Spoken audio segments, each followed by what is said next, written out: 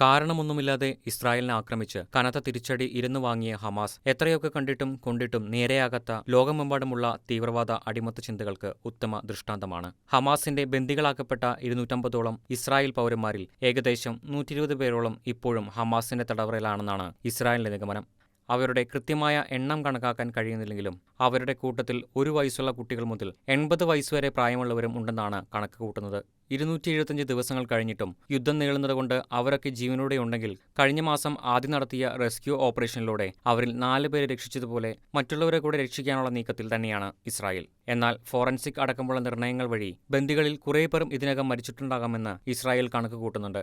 ബന്ദികളായ സ്ത്രീകളെ തീവ്രവാദികൾ അതിക്രൂരമായി ബലാത്സംഗം ചെയ്തിട്ടുണ്ട് എന്ന് ഇസ്രായേൽ ഉറപ്പിച്ചിട്ടുണ്ട്. അങ്ങനെയുള്ള സാഹചര്യത്തിൽ ഗർഭാവസ്ഥയുടെ അവസാനത്തെ 3 മാസങ്ങളിൽ വേണ്ട പരിചരണം പോലും ലഭിക്കാതെ അവരിൽ ചിലർ മരണപ്പെട്ടു പോയിരിക്കാം. ഹമാസ് കുറേ ബന്ദികളെ സൂക്ഷിക്കാൻ ഏൽപ്പിച്ചിരിക്കുന്നത് പലസ്തീൻ ഇസ്ലാമിക് ജിഹാദിന്റെ കയ്യിലാണ്. അതിക്രൂരന്മാരായ അവർ തങ്ങളുടെ കയ്യിൽ കിട്ടിയവരിൽ പലരെയും പിച്ചു ചീന്തിയിട്ടുണ്ടാകുമെന്ന് തീർച്ചയാണ്. ഗാസയിൽ യുദ്ധം മുറുകിയപ്പോൾ തങ്ങളുടെ വിലപേശലുകൾക്ക് വേണ്ട ഏതാനും ബന്ദികളെ ഗാസയ്ക്ക് പുറത്ത് മറ്റു തീവ്രവാദി സംഘങ്ങൾക്ക് സംരക്ഷണത്തിനായി കൈമാറിയെന്നും സൂചനകളുണ്ട്.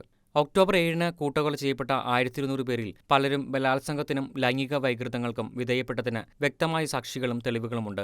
തീവ്രവാദികൾ തന്നെ ചിത്രീകരിക്കുകയും രേഖപ്പെടുത്തുകയും ചെയ്ത വീഡിയോകളിൽ ഗർഭിണിയാകാൻ കഴിയുന്ന പെൺകുട്ടികൾ ഇതാ എന്ന ക്രൂരമായ അട്ടഹാസങ്ങളും കേൾക്കാം. ഇത്രയധികം വ്യക്തമായ തെളിവുകൾ ഉണ്ടായിരുന്നിട്ടും സ്ത്രീകളെ ബലാത്സംഗം ചെയ്യുന്നത് അനുവദനീയമല്ലെന്ന മതതത്വത്തിൽ വിശ്വസിക്കുന്നവർ പോലും ക്രൂരനായ നരാധമന്മാർ ചെയ്തുകൂട്ടിയ ക്രൂരതകൾ തങ്ങളുടെ മതത്തിന് നിരക്കാത്തതാണെന്ന് പറഞ്ഞ് അതിനെ അപലപിക്കാനോ അതിനെ തള്ളിപ്പറയാനോ ഇതുവരെ തയ്യാറായിട്ടില്ല. പകരം അവരെ മഹത്വവൽക്കരിക്കാനും പച്ചക്കള്ളങ്ങൾ പ്രചരിപ്പിച്ച് ഇരവാദമുയർത്തി കാര്യങ്ങൾ നേടാനുമാണ് കേരളമടക്കം ലോകമെങ്ങുമുള്ള ഹമാസ് ആരാധകർ ഉളുപ്പില്ലാതെ ഇപ്പോഴും ശ്രമിച്ചുകൊണ്ടിരിക്കുന്നത് എന്ന കാര്യം അങ്ങേയറ്റം അപലപനീയം തന്നെ. ഇസ്രായേൽ ഹമാസ് യുദ്ധം ഇപ്പോഴും തുടരുന്നതിന്റെ യഥാർത്ഥ കാരണങ്ങൾ ഹമാസ് ബന്ദികളെ വിട്ടയക്കാതിരിക്കുന്നതിനാലാണ്. എന്നാൽ ഇപ്പോൾ കേൾക്കുന്ന വെടിനിർത്തൽ സാധ്യതകളെക്കുറിച്ച് ലോകം പ്രതീക്ഷയോടെ നോക്കുകയാണ്.